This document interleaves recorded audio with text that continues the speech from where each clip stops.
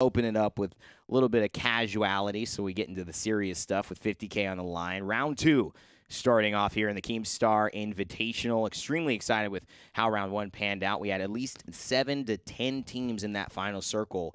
So you could tell, Ryan, the pace already changing a little bit. And it has that opportunity to try and figure out maybe Assassin isn't the end-all, be-all. Last time, Shroud nor JoshOG playing that class did have the Warrior, which is certainly a top-tier class at this point, at least by a lot of people's expectations and standards, but may see a little bit of a switch up from some of these teams. Would not surprise me. Ninja not playing the Assassin or the Warrior, instead electing for that Engineer. And this is a strategy we saw yesterday where you go to the outskirts of the map. Now, the benefits are that you get loot uncontested, unless you're unlucky, like we saw, I believe, actually Dyrus and his teammate Adelaide last round, where Lass's Incon happened to jump onto them. But what happens when you get this loot is you actually get pretty decently geared. You get a decent gun, you get decent armor, you get a lot of shards, and you could forge an ability, and you could forge, obviously, some armor, but you don't get the shards. That's the problem, and that's how you get your legendary weapon. But like you mentioned, for a class like the Engineer, it may not be that crucial. No, you can kind of really just rely on getting a slug rifle here and there, and you're kind of good to go at any given time, and just use that passive. That's why we see a lot of Engineers in my mind, is because that passive of just that regenning armor, 1 every 5 seconds, it can be really, really, really tough to deal with. And a passive that isn't, I think, given enough credit is the passive for Diz, and that is the Mage. 30% extra effectiveness on potions. Incredible. But let's head over to Void, because Kefri, the winner of yesterday, and again, knocked out earlier on. This is really rough if you're a Kefri fan. You know he's been training so much coming off that win, but relatively early knockouts for the king of yesterday. And it's not just the early knockouts, but early knockouts without getting any elims under your own belt to kind of mitigate some of those bad placings. You can get 2-3 elims, then die early on. Doesn't feel quite as bad. In this spot, certainly regretting it, is Michael and Diz trying to play aggressive now onto Buddha in 1-2-3, but we'll see if it's as easy as ABC to break this building. And we'll see if we can give him Diz Axe. Nice. Because I'm not sure if but he's playing Mage, so. Well, you know what? I think that's half points. Half points there. These spears, these now pellets. Yeah, exactly. These fireballs. Yeah. These Diz balls. You can use that sword to get up and through that window, but we'll figure out what happens after that, as we'll check in with last round's winners in Shroud and JoshOG. And again, this aggressive play. Shroud takes one angle, JoshOG the other. They leave the chicken and head right for Dyrus. It's really rough for Dyrus and Tides of Time, because it's the second time really early they've gotten a very capable duo, just well-geared, in their face when they're trying to simply loot and not really cause a lot of attention. Trinity Hills is known for having a lot of players there, but you don't know where they are. Let's take a look here over towards the Lost Forge, where Lass is in Incon, and Simp and Courage. Courage, who has actually been taken down by Lass and Incon, and Simp kind of questioning, do I want to chase this? He's going to back off. Might not be his best option, but looks like he might not have a choice. Good demount there by Lass with that slug rifle. Simp gonna try and get a heal off before Lass can get close, but does not complete that heal. Canceled it. Now tries to stick it again. Lass goes right by him. Yeah, he didn't see him at all. Incon, though, has the angles covered. Simp trying to fire away, but great aim from Lassus. They're not going to take any chances there. They find the kill.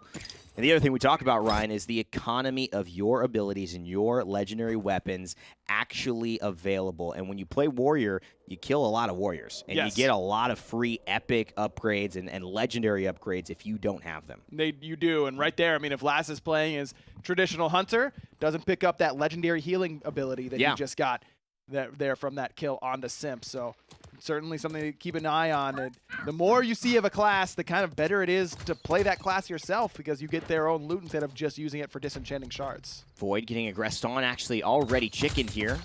Mikey trying to help Svenos clean this one up. Svenos firing, opting for the burst rifle. Space Lion, knowing his teammate has been taken down, elects to just run away from the engagement. We're seeing this quite a lot. What it's resulting in, Ryan, is a lot of solo players. Still a lot of teams alive, so you have to be worried about falling now, because although the numbers look like 42, so you know half the teams are alive, most of the teams are probably still alive just with one player.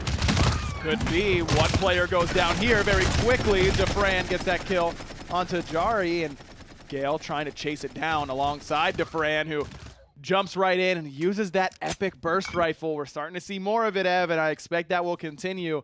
That thing can really, really decimate you up close. I mean, it's the hit scan, right? It's the 260 per pellet. You get 780 in the clip, and you can do it from any range. You don't have a lot of inaccuracy while you're jumping. In fact, that weapon is just so, I think, top tier as far as players' minds and, of course, the economy searching for that. Whenever you get it, they hold on to it. Even like a white slug, which Dr. Lupo has opted for over any other type of weapon of a higher rarity, just because he knows it's reliable.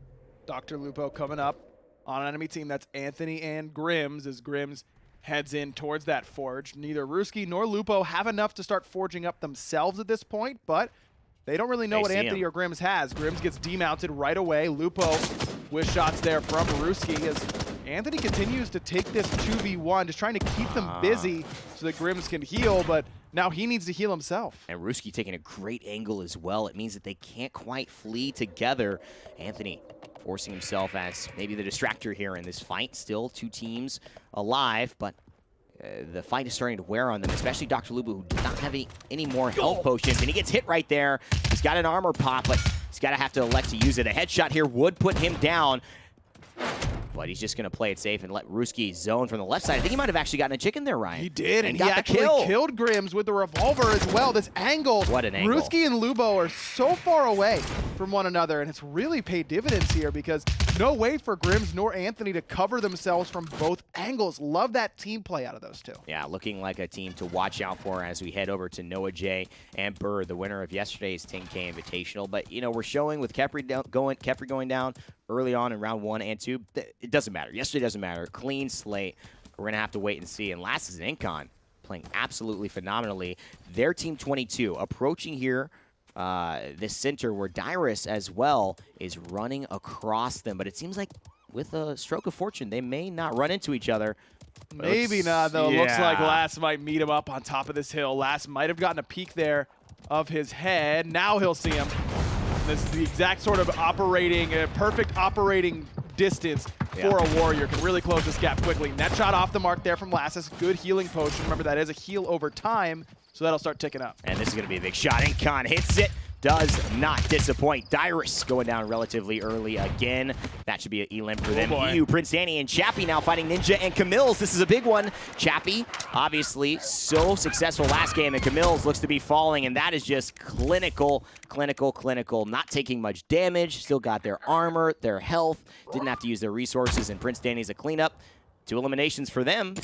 Looking good heading into the top 30. A perfect spot to do it too, isn't it? Because that's right on top of the forge. That'll let Chappie and Ninja start getting those class weapons, getting those legendary abilities or armor that you can start to really make a play for that later game. We're seeing Mikey here, who's not bereft of health and armor potion. He's got plenty there. And just inside the fog, just barely. We'll come back to him in a second, see how he does. He lost his teammate as they were obviously trying to play it close. Look at the amount of teams, Ryan. You got to say at least 10 players now, maybe even more, outside the circle here. Yep, a lot. And there is a legendary drop. You see it pulsating there on the Forbidden Swamp. Maybe Disguised Toast can discover his way over there, but we'll have to wait and see. As JoshOG seems to have lost Bird, so Kefri and Bird, neither of which having a lot of success through the early stages. Mikey, remember we just saw him lose Fenos. Yep. To the fog itself, puts a couple pot shots in, and then starts to reposition. Obviously, Ninja Chappie still alive. Lupo as well, and Ruski still alive.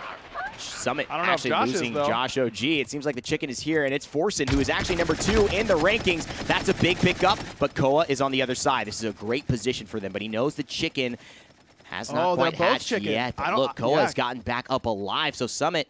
Actually, no, Koa. Very close, beautiful. But Summit prioritizes which member of that team got knocked out first, and that was Koa. So he goes to make sure that they take care of that one. It does likely let Forsen escape, though. Was that Forsen in the distance who was getting shot down by Team 6? May have been Team 6 trying to put a damper on Summit and JoshOG's party. And here's the thing. There's still 3 eliminations. They are clearly a contender for this. Pick up an epic slug. Now he's getting shot at as well. Trades out the revolver. A lot of people like that because it's a little bit heavier. He also has a helmet he can pick up there, so gets some extra armor from that. Ninja and Chappie getting aggressed on by Diz and Michael. Does Diz have any fireballs? No. Running the wall and ice block loadout. Very defensive. It is. And might need it here right away because he gets chunked by Chappie, who's in a different spot. Look at Ninja. He's really playing this one slow, as Chappie's kind of doing his best to protect Ninja inside this forge. Ninja holding down here as well, and nice concussion bomb. Hits him into the air as well. Michael getting low. Question now becoming, is Diz going to survive Diz fight? Not quite sure. Ninja is going to let him do that. This is where they found 1 kill earlier.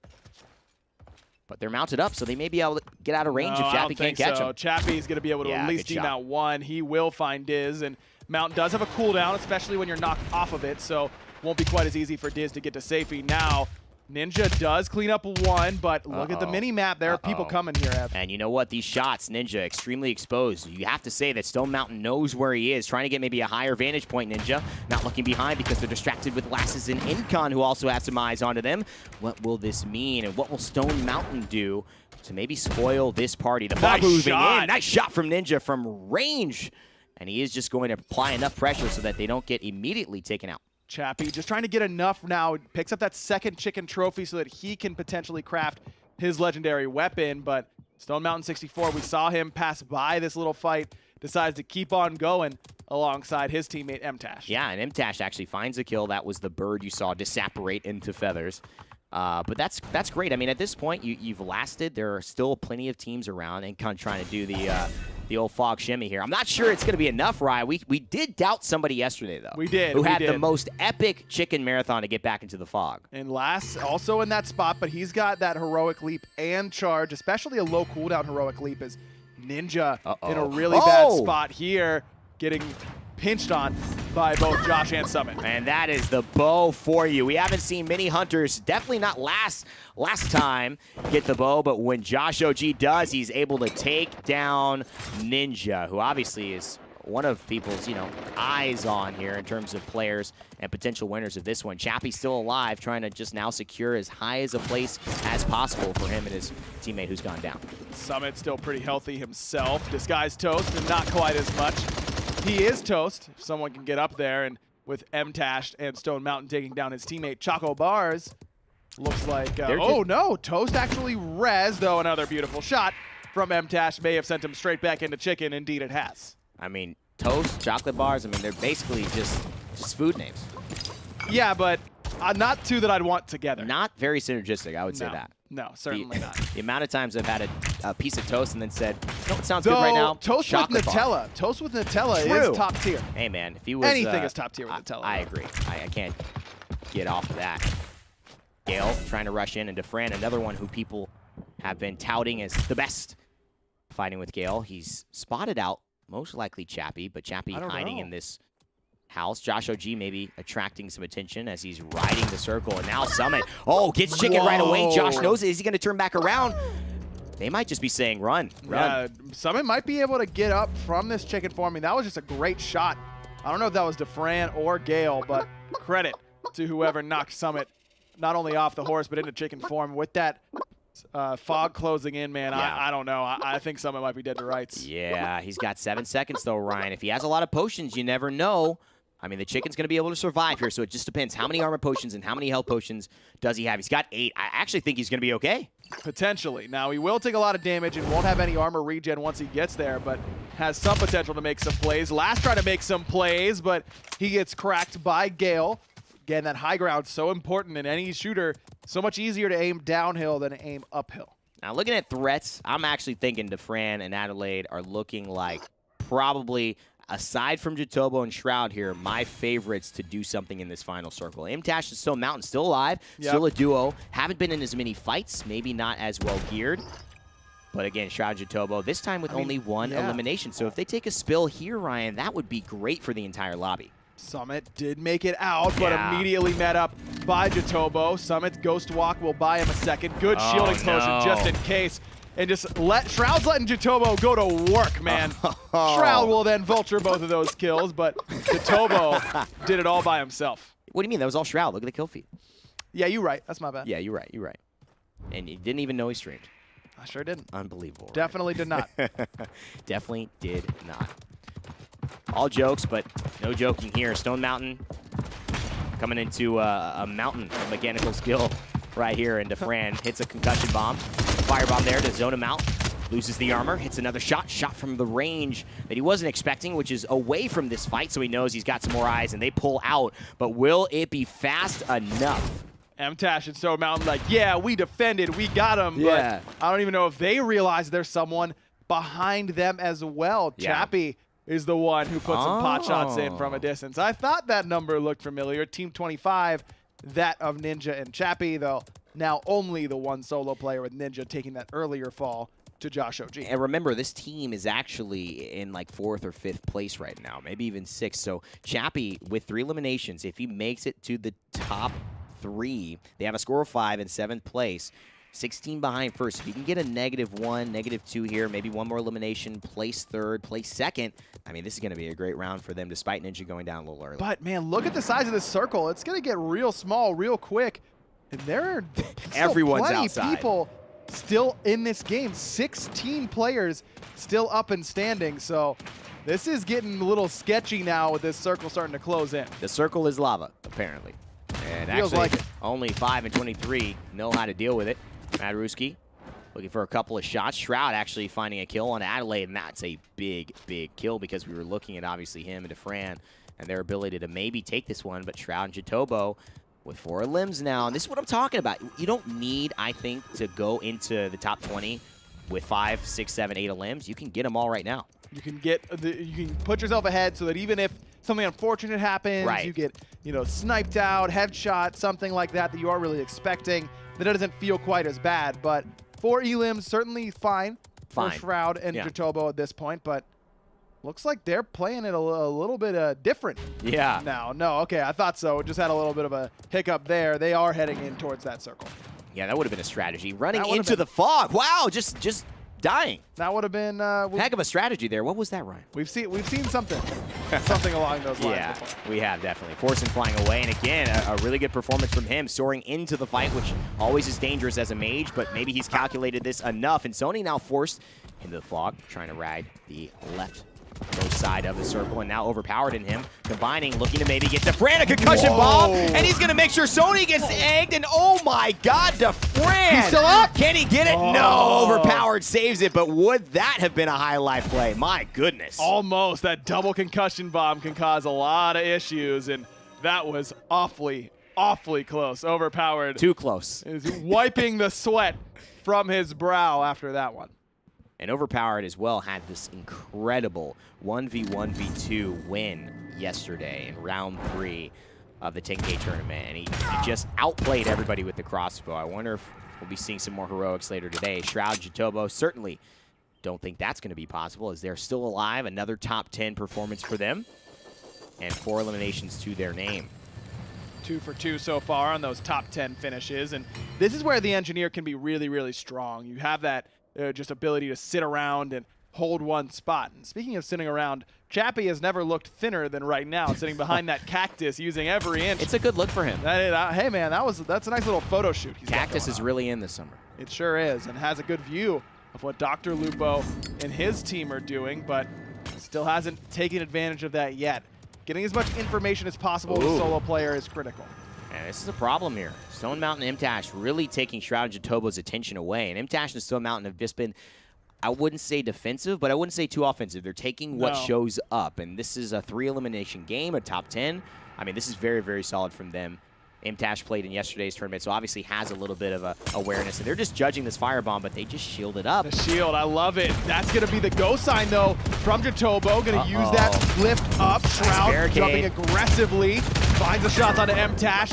One chicken down. And beautiful stuff to rotate as well. Just weapon swaps to completion, but then they get taken down. Shroud, JoshOG finding MTash with the kill, but will they get taken apart here at the seams with maybe a little bit of Beach Hills and Infernal Phantom coming in to spoil the party? Yeah, there goes Shroud, and with just one teammate remaining for Shroud, JoshOG doing what he can, but coming from the top side, someone's coming all the way from the top rope. Infernal Phantom falls. JoshOG trying to make a play right here, and he'll do just that, but he can't get his own chickens to hatch. Oh, because the storm takes them. What a fight. JoshOG does kill 2, Rye, but here's the deal, dog. They end up all 3 as chickens, and Overpowered just cleans that fog, it man. up. That fog was crazy, but Overpowered might have just gotten 2-3 limbs off of that. There was so much action, I didn't watch the kill feed, but we do have to 4 eliminations now. He's a 6 elim game